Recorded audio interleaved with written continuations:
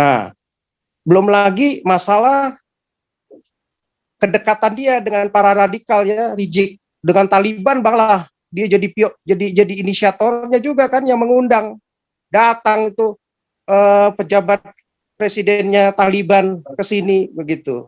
Dan Taliban ini kan udah terkenal ini kelompok manusia yang memang nggak normal, nggak berbudaya, nggak ada budayanya gitu ya, nggak pernah bisa menjunjung tinggi hak asasi manusia begitu ya. Terutama kepada perempuan, orang perempuan nggak pakai jilbab itu hidungnya bisa dipotong sama dia.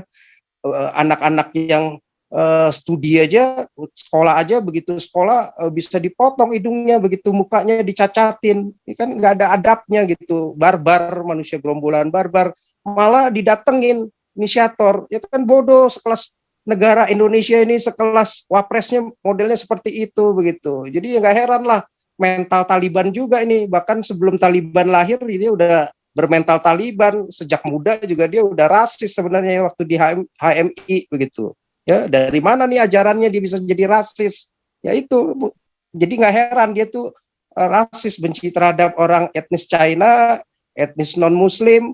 Nah, itulah JK begitu ya, selalu pakai isu-isu itu untuk memprovokasi begitu.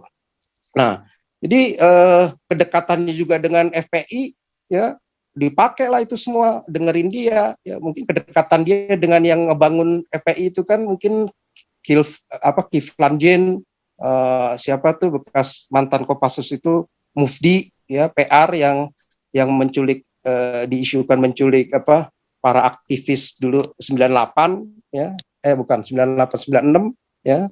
Nah itu dia begitu dekat, dan itu justru dituduh untuk membiayai mereka semua itu demi kepentingan agenda-agendanya Yusuf Kala begitu ya. Jadi saya tambahkan lagi datanya bahwa dia ini dari Globe Asia nih ya, beritanya itu bahwa si JK ini grup milik Aksa Mahmud, saudara iparnya JK ya, mendapat nilai saham sebesar 90% dari BNI atau senilai 280 miliar untuk operator jalan tol BSD ya. Jadi waktu dia jadi pejabat ya, ini harapannya saudara-saudaranya, perusahaan keluarganya bisa dapat proyek ya.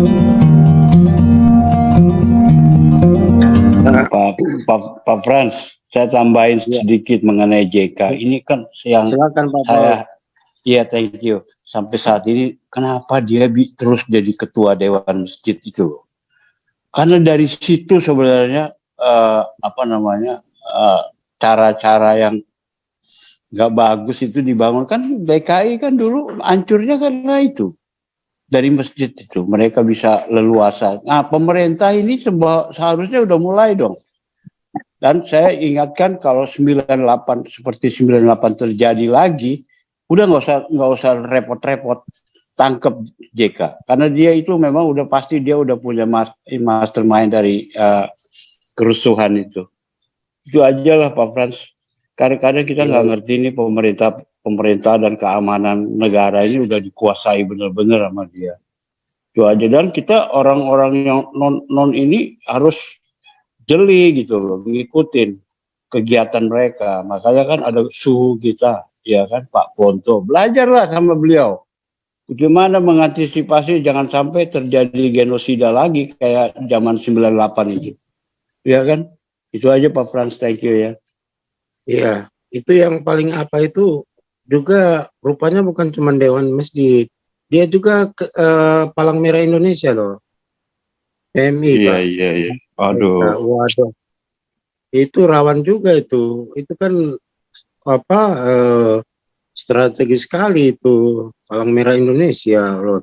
Gimana kita kalau butuh darah atau apa, kalau terus harus udah Pak Frans, Pak Frans, masa sih Palang Merah?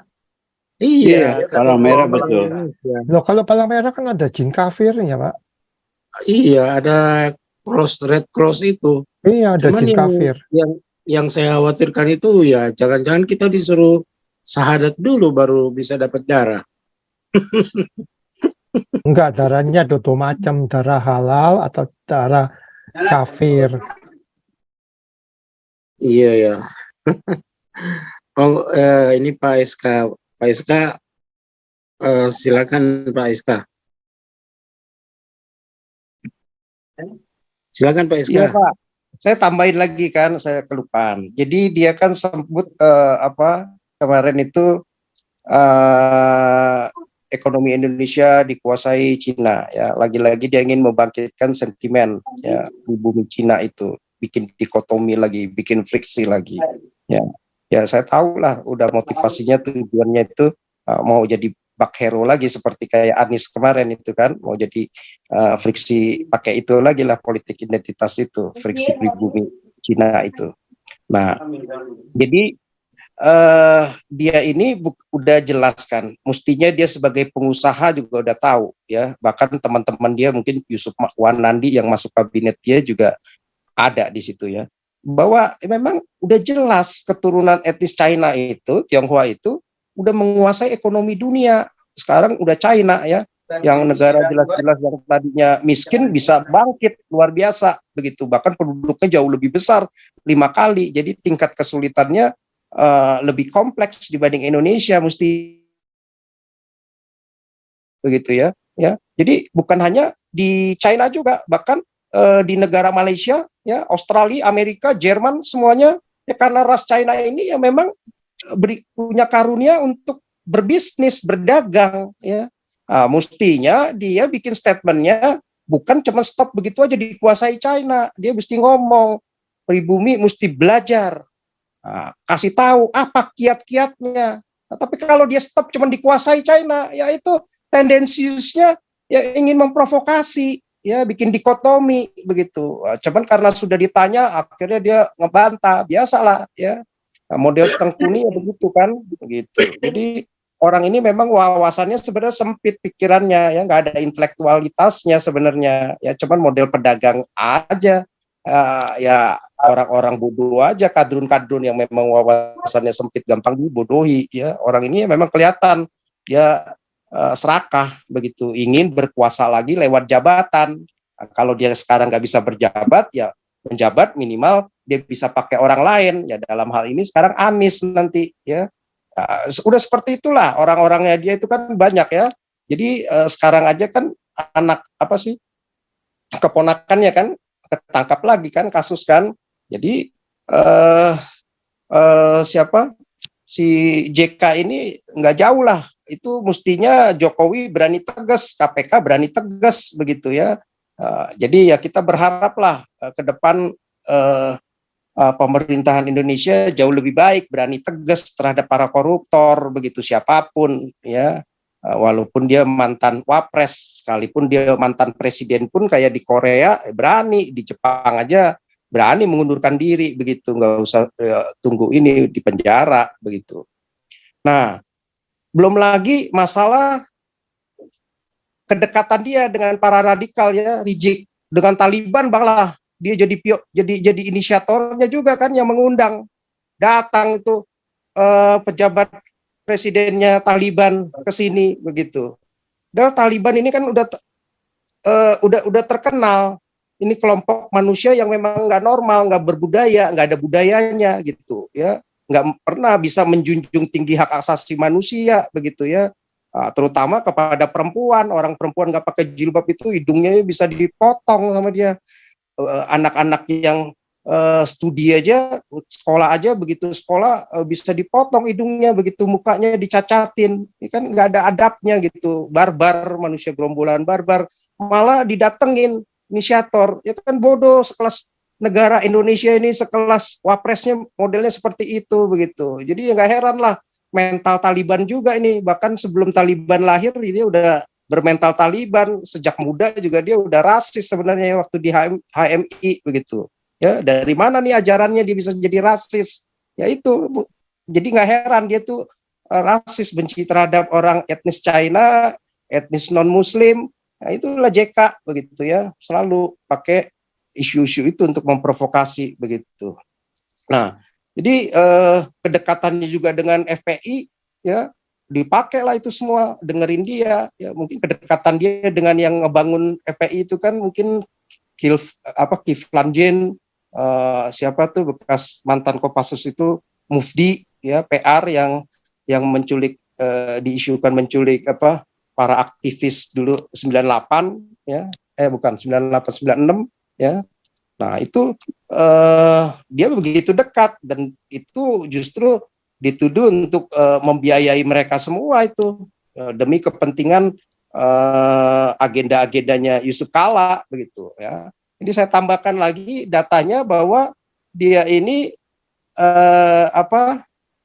dari Globe Asia nih ya, beritanya itu bahwa si JK ini grup milik Aksa Mahmud, saudara iparnya JK ya, mendapat nilai saham sebesar 90% dari BNI atau senilai 280 miliar untuk operator jalan tol BSD ya. Jadi waktu dia jadi pejabat ya, ini harapannya saudara-saudaranya, perusahaan keluarganya bisa dapat proyek ya, proyek-proyek pemerintah dengan mudah ya, jalan tol BSD. Mestinya kan banyak saingannya, nggak mungkin kalau jadi pejabat dia bisa compete begitu dengan operator-operator yang lain ya, dengan kontraktor-kontraktor yang lain begitu.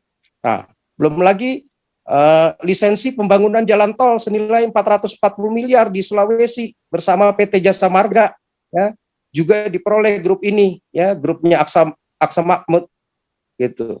Mendapat berbagai izin untuk mendapat pembangkit listrik di Sulawesi Selatan juga berkapasitas hingga 2 kali 100 megawatt senilai 2,2 triliun ya. Luar biasa begitu. Kalau dia nggak menjabat mana mungkin ya punya dapat proyek seperti ini. Jadi itu bukan rahasia umum lagi begitu ya. Jadi ipar JK ini juga kekayaannya ditulis itu di Globe ini bertambah dari 2.645 juta langsung melonjak 580 juta gitu ya. Nah, pada 2008.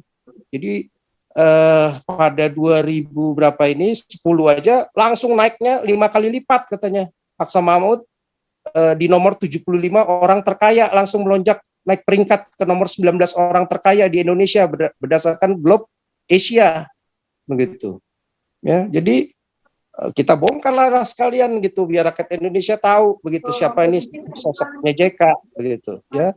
Bahkan pada waktu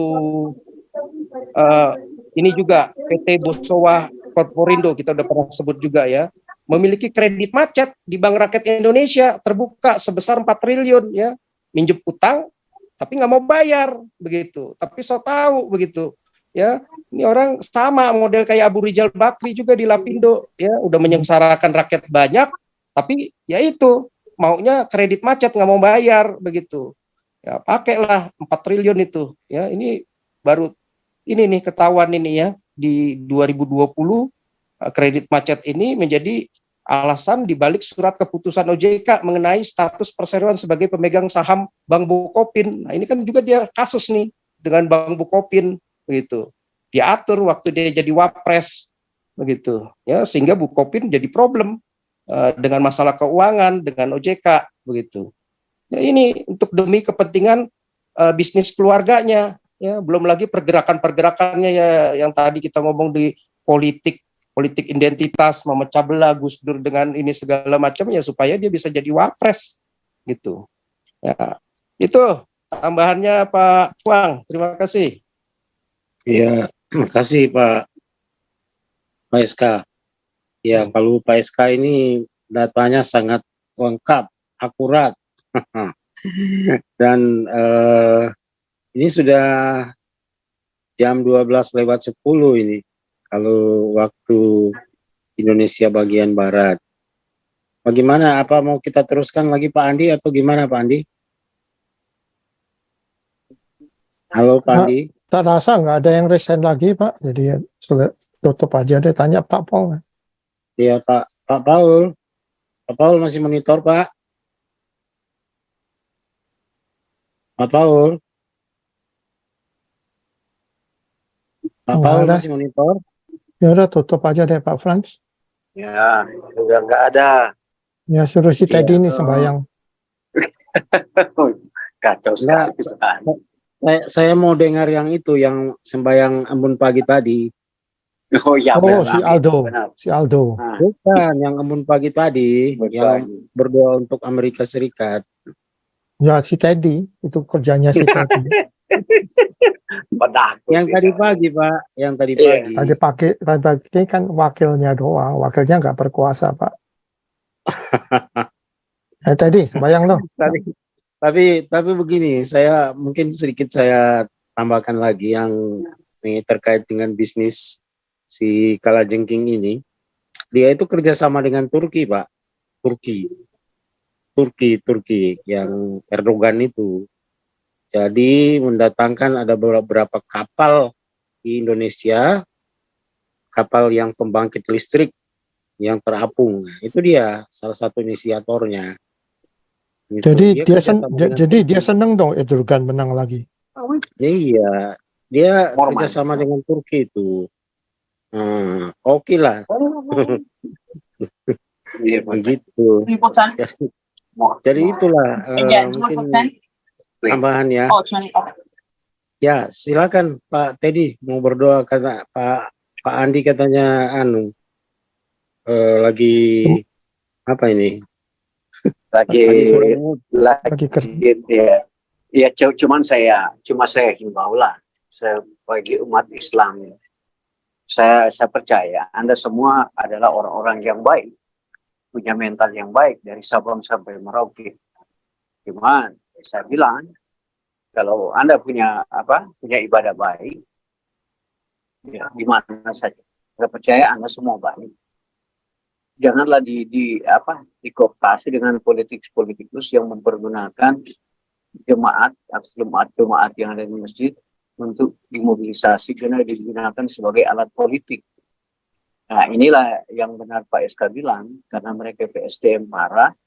Oleh sebabnya dari kita di Galarua ini mengimbau untuk seluruh umat jangan dipermainkan oleh Bro Anies, Pak JK, diprovokasi di masjid.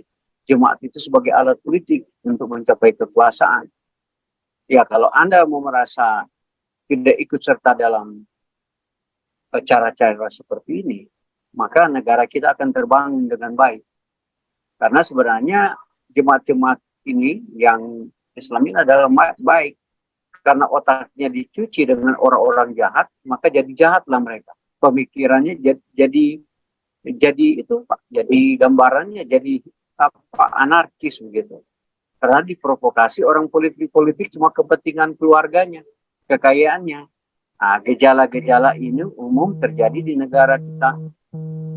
Ya, saya himbau lah kepada rakyat Indonesia di mana saja berada supaya kita berhati-hatilah kepada tokoh-tokoh politik Islam yang mempergunakan agama Islam itu sebagai alat untuk mencapai satu tujuan kekuasaannya dan tidak bukan untuk kepentingan diri. Karena kalau Anda berperang nanti, berjuang nanti, kalau Anda tewas, mereka tidak akan mempedulikan Anda. Mereka lebih mencoba mempedulikan diri mereka sendiri. Nah, ini ya saya mau himbau kepada umat Islam. Dan bagi kami umat Kristen di Indonesia tidak ada unsur rasa kebencian bagi kami untuk umat Islam di mana saja berada. Yang ada di akal pikiran kami adalah bagaimana kita bersama-sama rakyat dari Sabang sampai Merauke menuju satu kebenaran, keadilan, kejujuran, dan menuju suatu masyarakat adil dan makmur. Nah, aman dan damai itu yang kita cari. Ya ini ya saya semua himbau nanti untuk menghadapi pemilu, jangan kita terprovokasi dengan menjual janji-janji kepada rakyat, khususnya umat Islam, dan notabene hanya kepentingan mereka sendiri yang mereka inginkan. Itu kan gejala sudah terjadi. Lihatlah anggota-anggota MPR, apakah dia memperhatikan kamu? Yang lagi kamu memperjuangkan dia untuk duduk sebagai majelis permusyawaratan rakyat dengan membawa agama. Nah, inilah satu substansi kita berpikir, hati nurani kita berpikir, teman-teman di Galarua dan teman-teman di tempat ini tidak lain tidak bukan adalah bersama-sama kita membangun bangsa dan negara ini. Ya, ini. Kami di sini tidak ada unsur tidak ada motivasi kami jahat atau benci, tidak ada sama sekali. Nah, supaya teman-teman yang muslim boleh hadir di Galarua, mari kita berdiskusi bersama-sama bagaimana kita mau berbicara, mau menuju ke masyarakat adil makmur itu. Nah, supaya kita damai sentosa di negara Kesatuan Republik Indonesia. Ya itulah teman-teman, karena saya yakin banyak muslim yang mungkin tidak suka YouTube ini. Tetapi kalau Anda tidak suka, bergabunglah dan bertanyalah. Ya, bagaimana kita membangun bangsa dan negara ini. Kedua teman-teman, saya percaya, saya yakin di organisasi Galarua ini banyak ada orang-orang pemecah belah. Ya, bahwa terjadi, kita lihat dinamika di dalam person kita, terjadi kesalahpaham lain sebagainya. Oleh sebab itu, mari teman-teman di sini bersama-sama kita deteksi secara dini, ya kan? Karena muncul di media-media lain, mereka lagi membicarakan Galarua. Bagaimana Pak Tobing keluar dari Galarua dan communication misunderstanding di dalam kita dalam organisasi kita. Tapi itu kesalahpaham itu karena miss itu. Bukan kita salah karena kayak adhesi kohesi magnet, bukan, tapi kita di sini ada kesalahpahaman di dalam pemahaman kita tentang Pancasila, percakapan kita. Ya inilah, dan saya percaya bahwa saya selalu mencari ada orang-orang ketiga keempat yang mencari, yang senang kalau Galarua ini pecah gitu. Nah, tetapi karena kita tidak punya substansi, kalau kita punya substansi berpikir sama, motivasi kita sama, tujuan kita sama, ya kita tidak akan terjadi satu perpecahan gitu. Karena tidak lain tidak bukan mau bicara Galarua dan yayasan lainnya adalah bagaimana mau mencerdaskan kehidupan berbangsa dan bernegara. Itu yang kita lakukan, diskusi kita setiap hari. Jadi kita punya kemampuan mengkoreksi atau kita mau melihat dunia di luar kita, lingkungan kita hari lepas hari, kita update terus pemikiran kita. Ini aja Pak Frans saya mau sampaikan, karena saya percaya, saya tahu ya ada beberapa tokoh penting di dalam dalam institusi kita ini yang tidak ya udah mulai keluar atau apa, tetapi kita tahu persoalannya ada di mana gitu. Ya, marilah kita semakin dewasa berorganisasi, lebih terbuka berorganisasi, kita berani kejujuran, kebenaran kita sampaikan. Nah, karena kita ini adalah duta-duta Kristus, mau menyampaikan kebenaran, keadilan. Ya, terima kasih Pak Frans, terima kasih Pak teman-teman di tempat ini. Kiranya Tuhan Yesus Kristus dalam menjaga kesehatan kita, memberkati kita semua. Ya, mari kita berdoa Pak. Mari kita. Kau bilang kau menang debat lawan domba yang sesat. Kau bilang banyak yang tobat